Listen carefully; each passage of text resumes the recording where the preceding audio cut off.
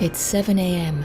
Although Paris is just waking up, Notre-Dame Cathedral is already awake. Every morning, Abdul Karim and 9 other colleagues are responsible for making the cathedral spick and span.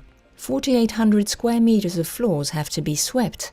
The job may entail 3 hours of non-stop work, but it also represents a chance to enjoy this very special cathedral, which is visited every year by nearly 14 million visitors.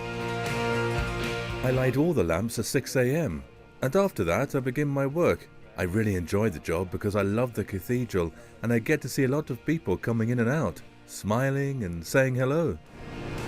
A few hours later, while the visitors take over the building, this man, who is well hidden from sight, manipulates the 12-carat white gold leaves. 120 sheets are used to gild his piece, which is usually found in the choir area. This represents a work of craftsmanship that the slightest breeze of air could interfere with. He performs the task while holding his breath and using 1,001 products to complete the job.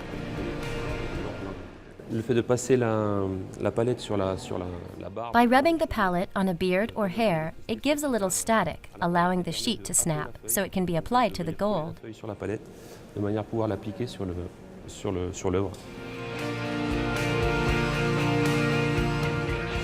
This 850-year-old 40-meter-high building is not immune to the ravages of time. Stones are sounded regularly to ensure they don't fall onto the floor, and the flow of rainwater has to be checked to avoid flooding.